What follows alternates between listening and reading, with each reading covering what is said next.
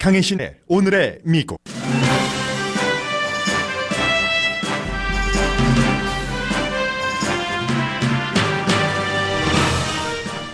2년 만에 처음이자 마지막으로 대중 앞에 선 로버트 멀러 특별검사의 러시아 수사 결과에 대한 발언은 크게 새로울 게 없습니다. 그런데도 하루 사이에 큰 변화가 생겼습니다.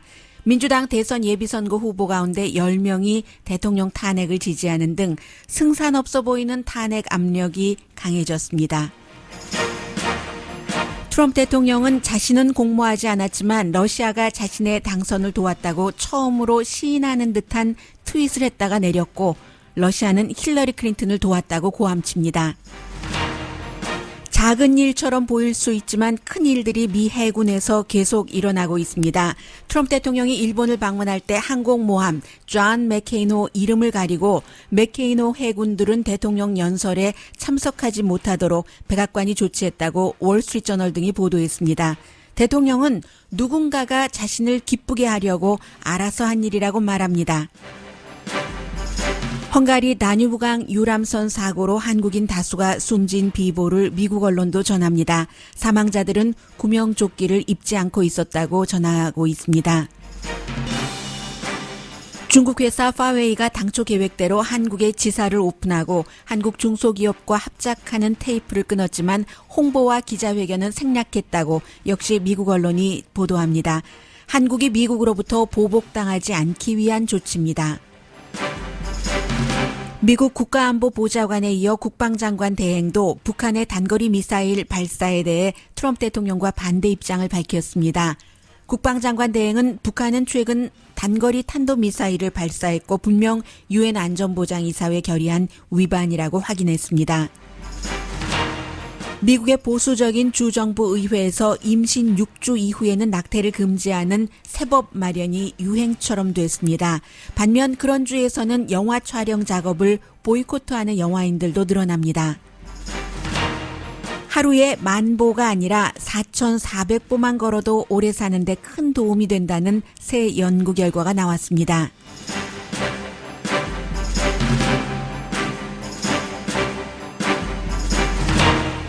여러분 안녕하십니까? 오늘의 미국 강혜신입니다.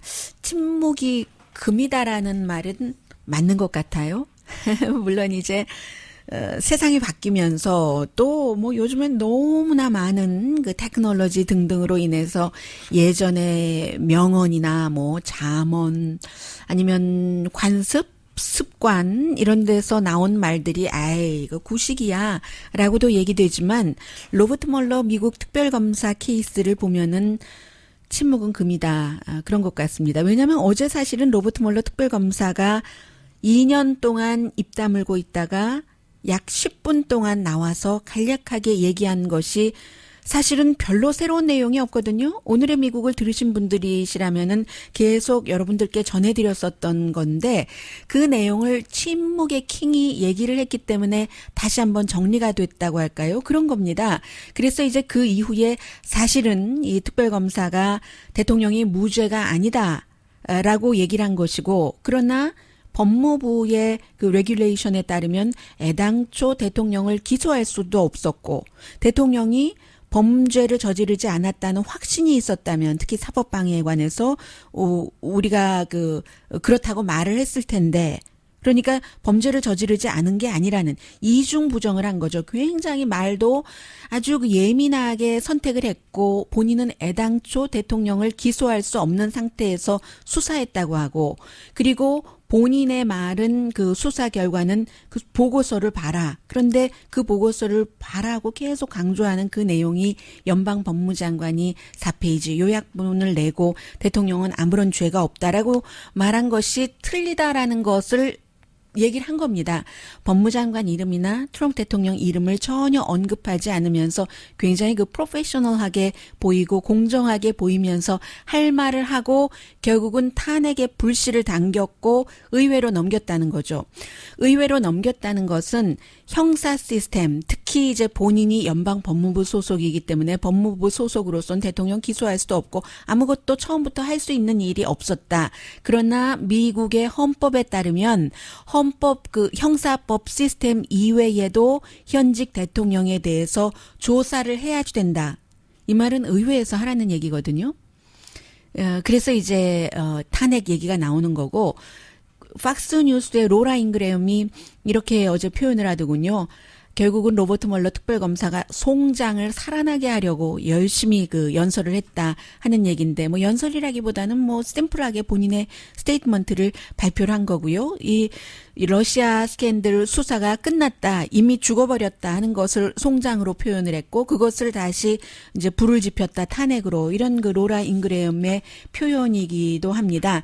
그리고 이제 어제 그 10분 동안 보면은 굉장히 그 특별검사가 좌절한 것이 느껴졌는데 어떤 부분에서냐면 일반인들이 그 본인들의 수사 결과가 말하려고 하는 것을 잘 이해를 못한다는 겁니다. 왜냐하면 미리 연방 법무장관이 연막을 잘 그 대통령을 위해서 쳐줬기 때문에 윌리엄 바 법무장관이 넘버 1 400 뭐 몇십 페이지의 이 특별검사 보고서를 이해하지 못했거나 넘버 2 아니면 이해했으면서도 트럼프 대통령을 도우기 위해서 러시아와의 공모도 없었고 사법방해도 하지 않았다라고 정리를 했다거나 아니면 넘버 3 두 가지 다 이해도 제대로 하지 못했고 트럼프 대통령을 도우려는 마음이 있었다던가 그래서 미리 다 얘기를 해버렸기 때문에 제발 좀 읽어달라라고 얘기를 하는 겁니다. 제가 며칠 전에 그 페사디나에 있는 브로먼스라는 북스토어에 갔는데 여전히 그 북스토어에 컬러가 베이지에 빨간색으로 돼 있는 이 특별검사의 보고서가 잔뜩 그 쌓여 있더군요. 그런데 어제 그 공화당의 연방 하원 의원이 얘기를 한 것처럼 나는 이 보고서를 다 읽었는데 공화당 하원의 케빈 맥카시 원내 대표조차도 끝까지 읽지 않았을 거다. 이걸 읽으면 탄핵 절차를 하는 게 맞다라고 얘기를 할 그 정도로 일반인 아니 의회의 의원들도 안 읽었는데 일반인들이 읽었겠습니까? 그 안에 그게 나의 테스트모니다. 나의 의회 증언과 마찬가지인 거기 때문에 더 이상은 아무런 것을 하지 않겠다라고 특별검사는 얘기를 했고 나는 이제 다시 민간인으로 돌아가겠다. 하지만 민주당은 어디 그런가요? 뭐 보고서 내용에 다 있고 새로운 것이 없다 하더라도 텔레비전에 나오면은 이게 또 이슈가 되고 그것을 또 분석한다고 전문가들 인터뷰를 하고 하면서 사람들 마음에 계속 이제 대통령이 뭔가를 잘못했어 하는 것을 심어주고 싶은 게 또 민주당의 마음이기도 하고요. 그래서 이 침묵을 지켰던 사람이 입을 떼니까 이렇게 본격적으로 다시 탄핵 얘기가 나오는 건데 탄핵을 하려면 기본적으로는 하원에서 시작을 해야지 되고 하원에 지금 그 민주당이 다수당이기 때문에 민주당이 그 의장인데 낸시 펠로시 하원 의장은 어제도 끝까지 우리가 조사는 하겠다 하지만 탄핵이라는 말, 임피치먼트라는 단어를 쓰지 않았습니다. 노련한 정치인이잖아요. 이 낸시 펠로시가 80이 넘은. 그래서 이 낸시 펠로시는 항상 생각을 하는 거죠. 누군가를 탄핵하려고 할 때는 그 역풍이 있을 수 있다.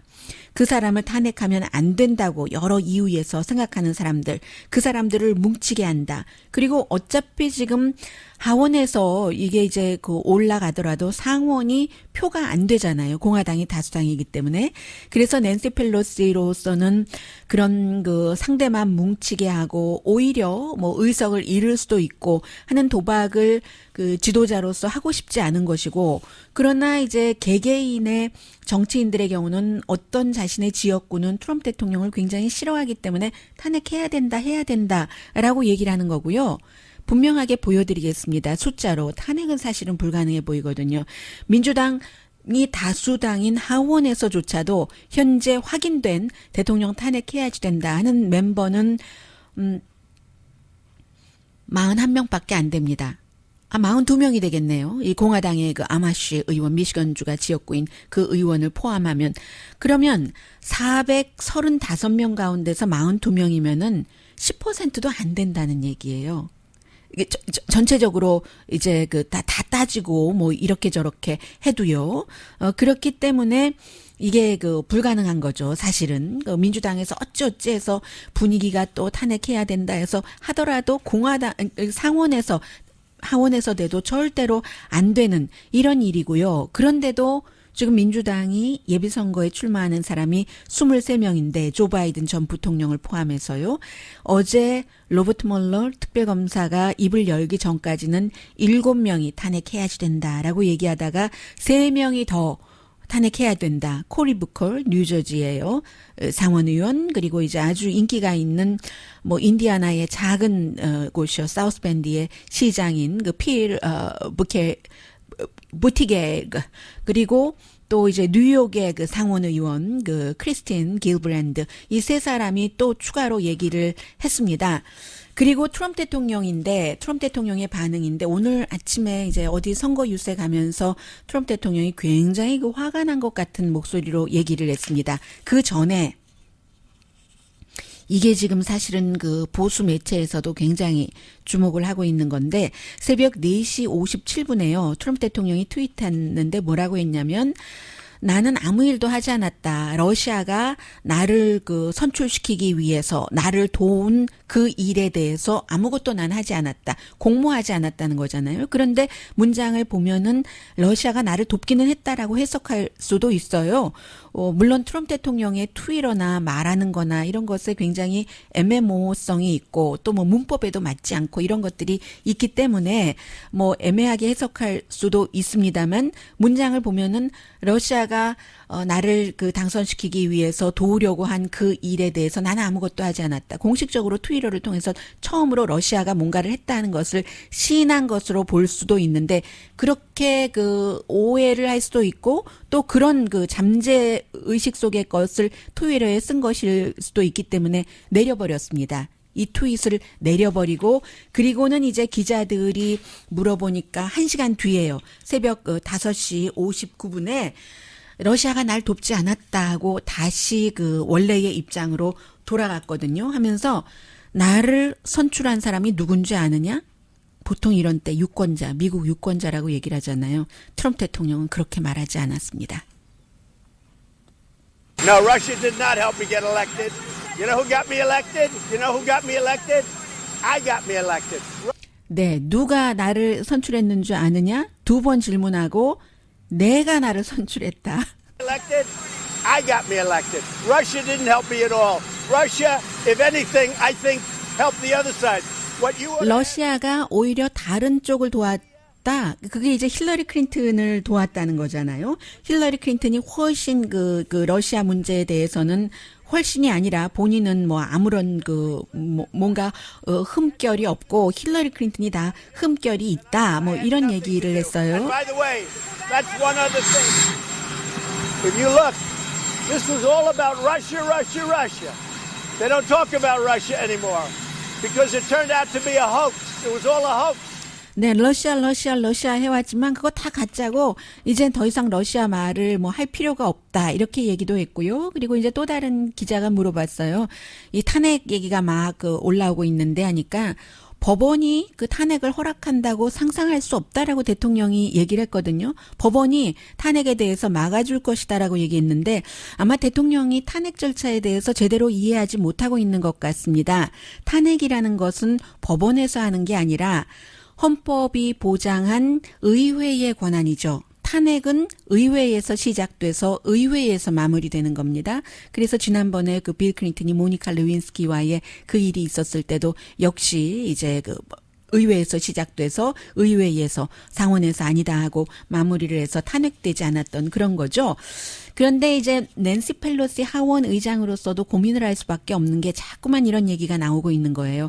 미국의 그 9명의 지난번까지 쭉 그 대통령이 누가 된 것이다 하는 것을 맞춘 어메리칸 유니버시티의 교수요. 알란 그 리치먼 그 교수가 13가지 요소들을 잘 그 분석을 해서 본인이 현재로서 예상하기는 대통령을 탄핵하지 않으면 대통령이 재선될 것이다. 민주당은 뭐 새로 대통령을 탄생시킬 기회가 없다. 없다. 이렇게 얘기를 하고 있거든요. 그래서 이제 이게 지금 민주당에서 탄핵에 대해서 어떻게 그 뭔가를 바꿀지 이게 좀 분위기가 좀 봐야지 될 것 같고요. 그리고 또 하나는 저는 사실 이런 문제가 좀 전에 이제 로버트 멀러 케이스 같은 경우는 마무리를 해야지 되고 하니까 전해드리는 뉴스입니다만은 중요하기도 하고요. 이런 부분이 미국 뉴스를 오래 접한 저로서는 훨씬 놀랍습니다. 어제는 제가 전해드리기를 미 해군들이 일본에서 대통령이 이제 메모리얼 데이 연설할 때 오른쪽 어깨에 전부 잘 보이게 트럼프 대통령 얼굴인 것처럼 써 있고 그리고 이제 트럼프 대통령의 선거 구호 같은 것을 이제 마치 차용한 듯 이렇게 미국 해군을 더 강하게 이런 것을 딱 그 패치를 붙이고 있었는데 그것뿐만이 아니라 이게 더 대단하고 이 내용을 제일 먼저 월스트리트저널이 보도를 했다는 것도 눈여겨볼 만합니다. 팍스의 변화, 민주당 후보들도 초대를 해서 시간을 많이 주고요.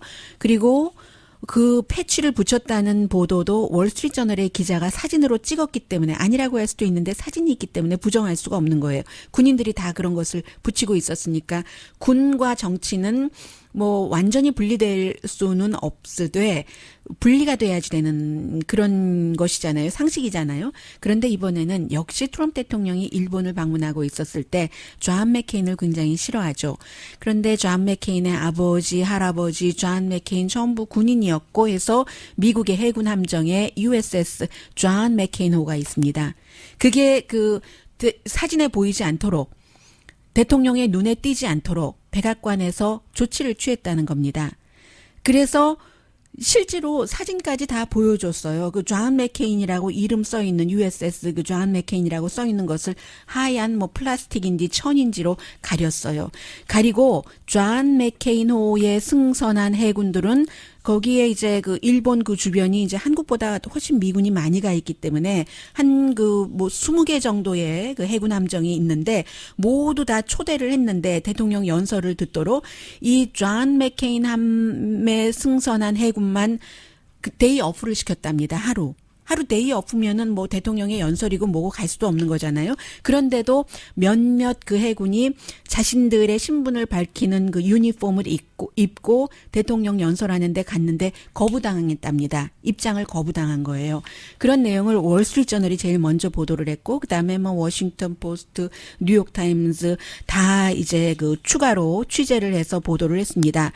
과거에는 있을 수 없는 일이에요. 왜냐하면 트럼프 대통령이 존 맥케인을 너무 싫어하기 때문에 그가 지난해에 숨졌습니다. 81세로 암으로 숨졌는데도 불구하고 그리고 장례식에 초대받지도 못했고요. 계속 존 맥케인을 싫어하는데 특히 오바마 케어 같은 것을 죽이지 못하는데 존 맥케인이 그 표를 주지 않았다. 죽이는데 표를 주지 않았다. 살렸다 해서 그래서 결국은 대통령의 심기를 실제로 백악관에서 누가 해군에 이메일을 했고 하는 것들을 다 그 조사를 해서 언론이 보도를 한 겁니다. 그리고 그런 이유도 대통령의 심기를 불편하게 하지 않게 하기 위해서 함정의 그 이름을 그 아이덴티티를 아이디를 일시적으로 지워버렸다는 거예요. 그리고 나중에 이제 대통령 뭐 떠나고 뭐 이런 시점에 그걸 걷어서 다시 이름을 드러내게 했다는 건데 저는 이런 일들이 군에서 일어난다는 게 훨씬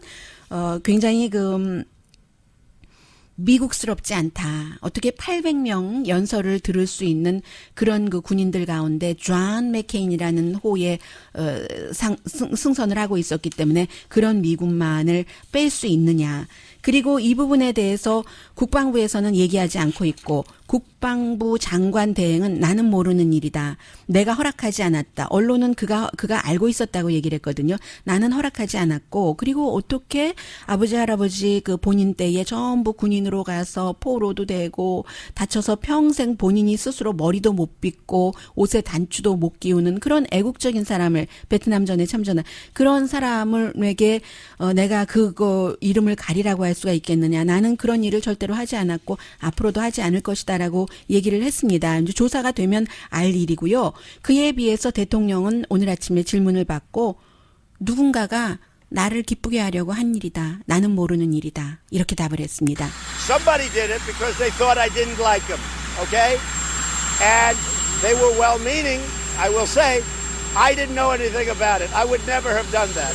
나는 그 일에 대해서 전혀 모른다. 이게 대통령의 답변입니다마는 대통령이 전혀 모르고 지시하지 않았다 하더라도 미 함대의 이름을 대통령이 싫어하는 사람의 가문의 이름이라고 해서 알아서 기는 것, 알아서 가리는 것, 이것도 미국적일까요?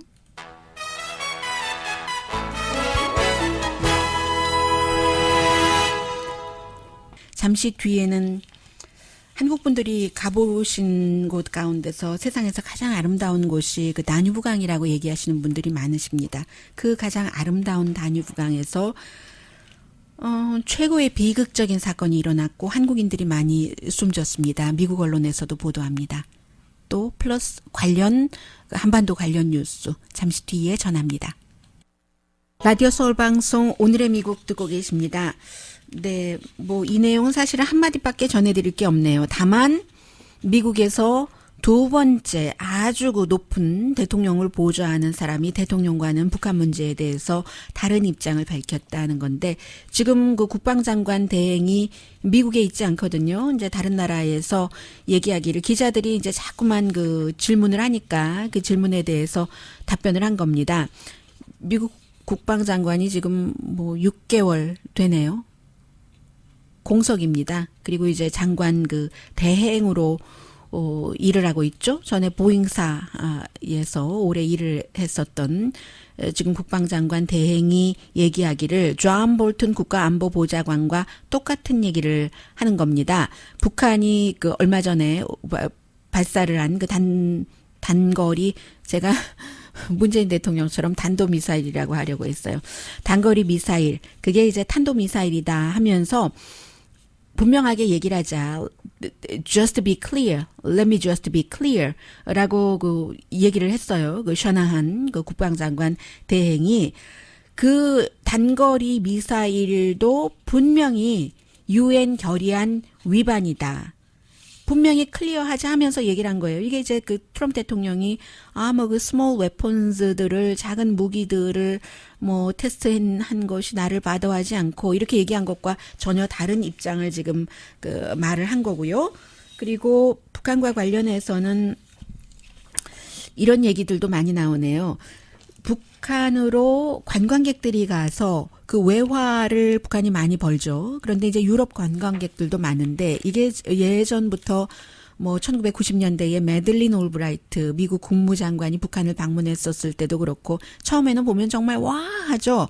와 하다가 너무 기계적이야. 어린아이들이 참 안 됐네라는 생각들을 많이 하게 되는데 북한에서만 북한 아니면 뭐 다른 공산국가에서만 볼 수 있는 그런 그 매스 게임을 이제 보이콧 해야지 된다. 이것도 역시 그 태용호 전 영국 주재 북한 대사관 공사가 영향력이 큽니다. 뭐 미국에서도 그렇고 뭐 그 유럽에서도 그렇고 지금 계속 오슬로에 머물고 있는 것 같은데 그곳에서 그 오슬로 그 프리덤 그 포럼에서 노르웨이에서요 얘기를 했는데 생각을 해봐라. 내 아들도 학교 다닐 때 뭐 15살 땐가요? 뭐 일주일에 뭐 하루에 15시간씩 일을 했다고 하던가요? 아무튼 방학 때인가 이런 때는 그런 얘기를 하면서 6살에서 9살밖에 되지 않은 아이들이 6개월 동안이나 학교를 못 간다. 그 외화버린 매스게임 연습을 하기 위해서 이게 말이 되느냐. 유럽 관광객들 많으니까 가면 안 된다. 그 보면 안 된다. 보이콧 해야지 된다.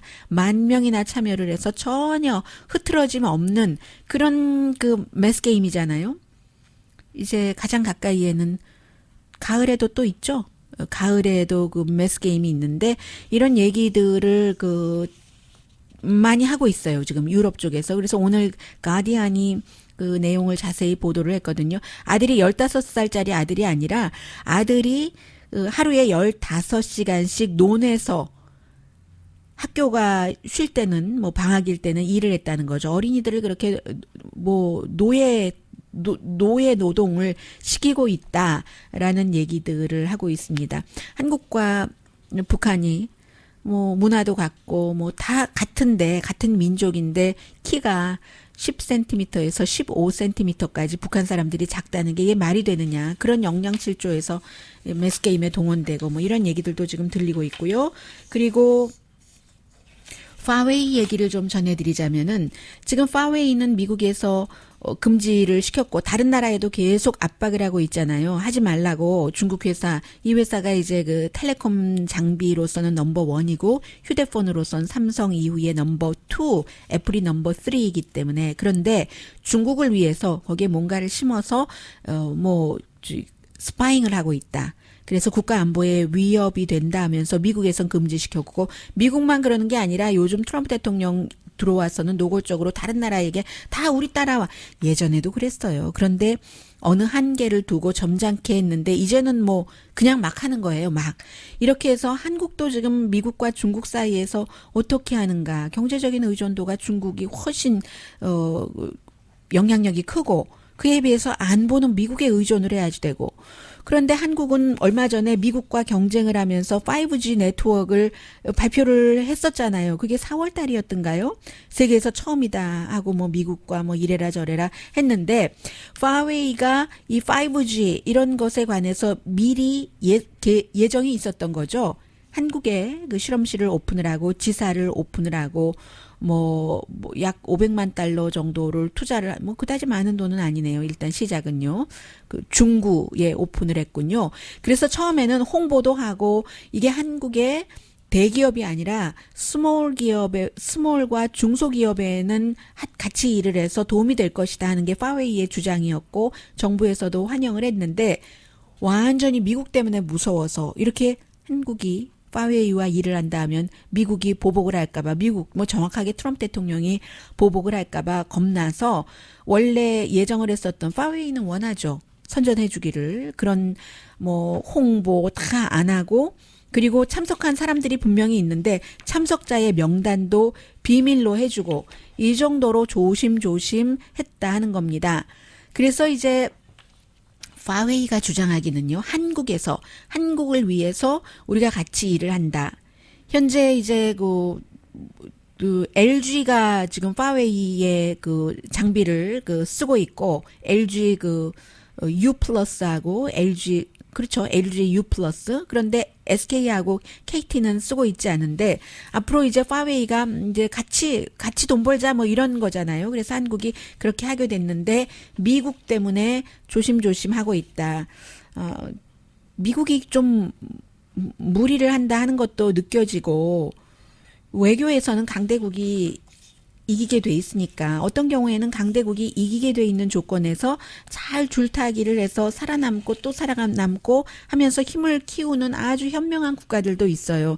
그런데 이제 그런 국가들은 좀 철학이 있어야지 되고 그리고 정치인들도 지금 당장 내가 하고 있는 이 임기가 아니라 그 뒤까지 볼 수 있는 진정한 애국심 같은 것도 있어야지 되고 하는데 한국이 지금 좀 어렵다. 이게 제가 지금 전해드린 내용은 CNBC가 보도를 한 것을 중심으로 했는데 다른 모든 언론에서도 지금 전하고 있습니다. 트럼프 대통령도 보고 있겠죠. 네. 그리고는 이 내용은 사실은 미국에서라고 해서 특별히 더 많은 것을 전하는 것도 아니고 한국이 훨씬 많이 전하고 있죠. 헝가리에 그 다뉴브 강에서 작은 유람선 한국 사람을 포함해서 한국 사람 33명을 포함해서 35명이 타고 있던 그 작은 유람선이 같은 방향으로 가고 있던 큰 유람선과 추돌을 한 거죠. 그래서 지금 사망자 7명 이상 나왔고 21명 이상이 행방불명이고 7초였대요. 쾅쾅하는 소리 2번 나고 침몰당한 게 그런 미국 언론 보도 미국도 보도를 하는데 나이 많으신 분이 70대 그리고 가장 어린 그 탑승자는 2013년도에 태어났으니까 세상의 빛을 몇 년 본 건가요? 생일에 따라서 아무튼 10살도 되지 않았습니다. 그런데 그 숨진 사람들이 구명조끼를 입고 있지 않았다. 한국에는 지금 이제 강경화 장관이 그곳으로 가고 있겠습니다만은 이 바다에서의 사고 같은 것들이 생명이야 한 명만 숨져도 어느 나라나 다 마찬가지로 너무너무 말로 표현할 수 없는 그런 그 상황이지만 한국은 세월호 때문에 물에 대해서 더욱 다른 나라의 많은 사람들보다 더 깊고 진하고 뭐라고 말할 수 없는 감정이 있잖아요. 지금 이제 이런 일들이 있는데 구명조끼를 입지 않았다. 그런 내용 미국 언론도 전하고 있습니다. 이 다뉴브강 하면은 뭐 굉장히 많은 분들이 생각하고 계시는 그 여러 가지 일들이 있고, 그리고 이제 이렇게 보면은 그 주변에 예전에 90년대에는 그 프란츠 카프카가 이제 거기서 태어났기 때문에, 유태인이지만 거기서 태어났기 때문에 카프카의 작은 서점도 그 강가에서 보이고 그랬었는데, 여러 가지 뭐 많아요. 아무튼 너무 아름답고, 그래서 앞으로 이 다뉴브강은 한국 사람들에게 또 하나를, 음악과 문학과 비극과를 한국 사람들 가슴에 얹어주게 됐습니다.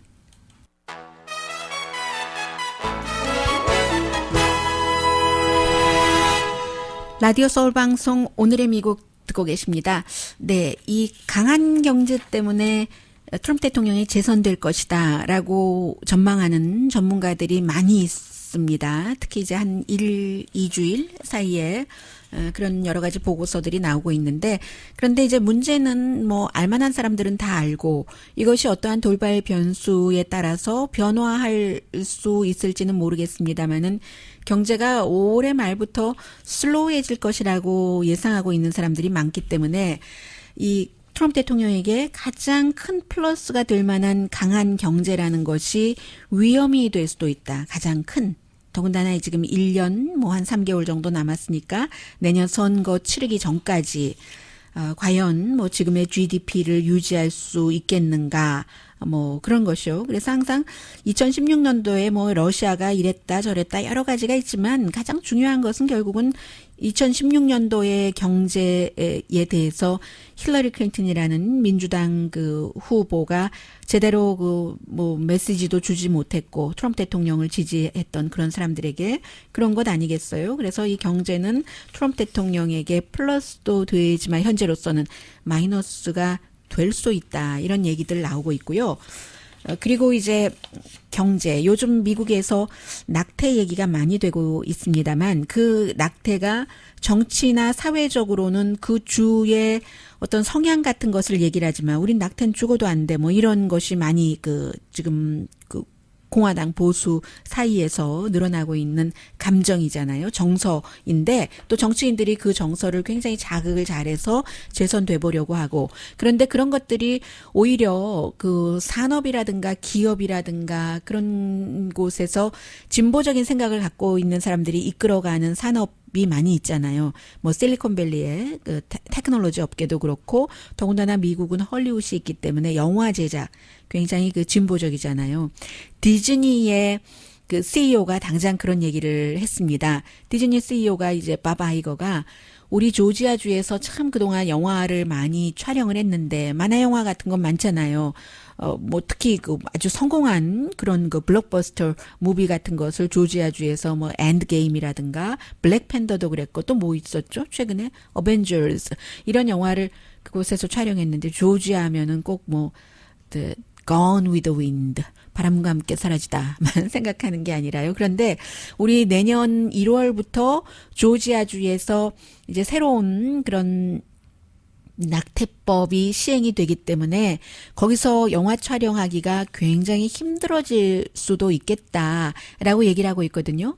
조지아주의 공화당의 그 주지사인 브라이언 캠프 주지사가 5월 7일에 6주일 이상은 그 낙태를 할 수 없도록 하는 법안에 서명을 했고, 지금 이것은 이제 그 법원으로 가 있기 때문에 어떤 결론이 나올지는 모릅니다만 일단 스케줄 상으로는 내년 1월 1일부터로 잡혀 있기 때문에 그 전에 뭔가가 법원에서 결과가 나오지 않으면 이미 디즈니사의 배우도 있고 목소리 배우도 있고 뭐 촬영 뭐 하는 사람 너무 많이 있잖아요. 뭐 배분사 등등을 포함해서 그런 많은 배우들과 프로 제작자들과 감독들이 이미 디즈니사에 우리는 조지아주가 그런 법을 시행을 한다면 거기서 하는 작업에는 난 참여하지 않겠다라고 의사 표시를 했기 때문에 넷플릭스도 마찬가지예요. 넷플릭스에서 요즘에 뭐 많이 만들잖아요. 그래서 이제 낙태를 못하게 하려는 이런 주의 법들과 성향이 돈 버는 데는 좀 마이너스가 된다. 뭐 다 알고 하는 거겠죠. 정치적으로 어느 것이 더 플러스가 되느냐에 따라서 정치인들이 움직이니까 돈 벌기 위해서는 그 조지아주도 여러 그 영화사에 그 세금 그 크레딧을 많이 주고 있거든요. 그렇다는 내용이고, 그리고 루이지아나의 경우는 민주당 주지사인데도 불구하고요. 루이지아나에서 민주당이 주지사가 되려면 그 사람이 굉장히 보수적인 성향이다 하는 것은 짐작할 만한데, 낙태에 반대하는 하트비트라고 해서 역시 뭐 지금 조지아와 비슷하네요. 그 태아의 심장 박동이 의학적으로 들어올 수 있는 게 보통 9주면은 다 되고요. 6주부터 시작이 되잖아요.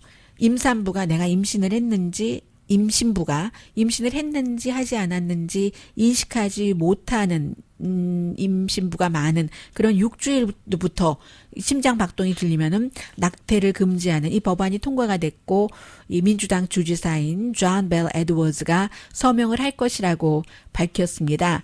요즘 뭐 이런 주 많아요. 어떤 주는 그 태반 같은 것도 다 장사를 지내줘야지 된다 하는 주도 있고, 그리고 지금 곧 발표가 될 텐데 어떤 주는 그 주 전체에 낙태 시술소가 한 군데도 없게 됩니다. 지금 뭐 한 군데인가 남아 있는데 다른 조건을 걸어서 한 군데도 그 주에서 낙태를 할 수 없게 하는 그런 주도 있고 하거든요. 그래서 이제 루이지아나에서는 이 그 민주당 주지사가 지금 재선에 그 나가야지 되고 해서 이제 주의 정서를 감안해서 6주만 돼도 낙태를 할 수 없는 법안에 서명을 한다고 했고, 가장 뭐 강한 뭐 그런 그 낙태 금지법을 통과를 의회에서 시킨 주는 뭐 근친상간으로 임신을 해도 아이는 낳아야지 된다. 뭐 이런 거 있잖아요. 강간으로 임신을 해도 낳아야지 된다.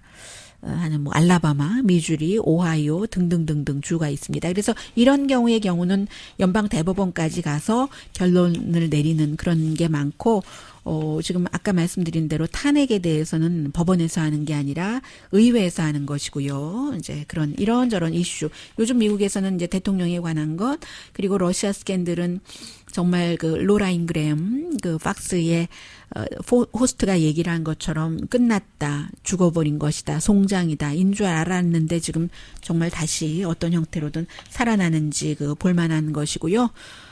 그리고 뭐 경제적인 이슈 있겠고, 요즘 조금 잠잠합니다만은 북한 이슈 다시 이제 확 또 어느 시점인가가 되면은 튀어오를 것 같고요. 그렇습니다. 잠시 뒤에 또 건강과 관련해서, 그런데 또 건강도 또 돈과 연관되기도 해요. 네, 잠시 뒤에 뵙겠습니다.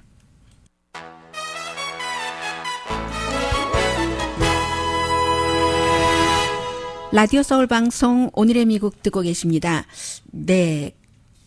지난 며칠 사이에 사실은 뭐 정치, 경제 이런 뉴스 말고 가장 많이 얘기됐었던 것이 그 네팔이요. 네팔의 이제 에베레스트에서 미국인이 숨졌잖아요. 정상에 딱 그 오르고 나서 62세인 그 변호사, 콜로라도주에서 살던 사람이 이제 졸도를 했죠. 그 정말 꼭대기에서요. 산을 다니시는 분들은 언젠가는 나도 뭐 에베레스트에 이렇게 생각들을 하시는데, 점점 그 정상에 올라가서 많은 사람들이 숨지면서 네팔 정부도 뭔가 이제 규제를 강하게 해야지 된다, 이런 것들을 아마 검토를 하고 있는가 봅니다. 뭐 여러 가지 이유가 있겠습니다만 정상에 올라가면 뭐 꼭 에베레스트뿐만이 아니라 어느 정도의 산에 올라가더라도 그 달라짐이 있잖아요. 몸이 완전히 달라짐, 그런 것들이 있는데, 더군다나 이제 에베레스트 같은 경우는 더 심각한 여러 가지 훈련도 겪어야지 되고 하는데, 더 많은 사람들이 가보고 싶고 하니까 네팔 정부에서도 돈을 벌어야지 되잖아요. 이게 1억 달러 산업체인데요. 그러니까 별다른 그 점검 없이 건강 상태라든가 이 사람이 충분히 훈련을 했는가라든가 이런 것 없이 돈만 뭐 한 뭐 11,000달러 든다고 하든가요. 여러 가지 다 합쳐서 그 정도 되면 누구나 갈 수가 있는 겁니다. 심지어 LA 마라톤을 하기 위해서도 얼마나 오랜 동안 여러분들이 훈련을 하세요. 그래서 이제 그런 것들 때문에 더군다나 뭐 요즘 날씨도 그렇고 많은 사람이 가니까 대기하는 시간이 길어지잖아요. 정상적인 평지에서의 대기도 아니고 오래 기다리다가 이미 그 지쳐버린다던가 아니면 뭐 산소버릇에 그 산소가 다 그 없어져 버린다던가 그런 여러 가지 이유로 졸도하고 해서 숨지는 사람이 늘어나니까 앞으로는 좀 어떻게 해야지 되겠다. 이번 시즌에 381명에게 그 허가를 그 줬다고 하거든요. 그래서 이제 이런 일들이 그 새롭게 그 새로운 규제 같은 것을 뭐 돈만이 아니라 만들어야지 된다 하는 것을 시작을 이미 한 것 같습니다. 하루에 10,000보 걸으시는 분들 계세요? 제가 계산을 해봤더니 계산에 워낙에 제가 아주 계산의 달인이라서요. 반대로. 맞는가 모르겠어요. 1마일 걸으면 한 4,500보 되나요? 1마일? 1마일이 그 정도 되나요? 아무튼 그런데 그 하루에 그 4,400보만 걸으면 갑자기 자신이 없어지네요. 네, 아무튼 보통 이제 10,000보에다 해서 많이 허리에도 차고 다니시고 애플의 그 앱으로도 하시는데 지금까지와는 달리 4,400보만 걸으면 그게 이제 지금 Journal of the American Medical Association 미국 의학 협회 저널에 발표가 된 거거든요. 특히 이제 70세 이상이신 분들을 그룹을 나눠서 여러 가지로 조사를 했더니 10,000보가 아니라 4,400보를 걸으시는 분들이 2,700보를 걸으시는 분보다 5년 동안 다음 4년 동안 더 살 확률이, 그러니까 장수 확률이 40% 높아졌다는 거거든요. 그런데 7,500보를 걸으시는 분들도 계시지만 4,400보 이상은 뭐든지 다 그 한계가 있잖아요. 그래서 그 이상은 뭐 별다른 큰 베네핏이 없더라. 4,400보. 그러니까 너무 그 강하게도 아닌 그냥 라이트 워킹 정도라고 얘기를 할까요? 4,400보. 그 정도를 대신에 멈추지 않고 늘 꾸준히 지키고 하는 것. 이 정도면 장수할 확률이 높다 하는 것이고요. 보통 사람들이 하루에 이리저리 걸어보면은 뭐 한 3,000에서 4,000보 정도는 걷는다고 하거든요. 아주 안 걸으시는 분 빼고요. 얼마나 굿뉴스예요. 아주 기쁩니다. 네, 4,400보면 웨이트 같은 거, 요가 같은 거 안 해도 된대요. 그리고 좀 전에 보니까 70세 정도 안 됐나요? 실베스타 스텔론이 라스트 블러드라고 해서 그 람보의 실베스타 스텔론이 또 다른 영화 찍은 거 지금 9월 달에 개봉한다는데 트레일러가 나와서요. 저 조금 봤어요. 그러다 보니까 봉준호 감독이 정말 중요한 상을 탔는데 유럽에서 그 옆에 까트리느 드누브가 이렇게 서 있었던 그런 장면도 생각이 납니다. 기생충 봐야겠어요. 강혜신이었습니다.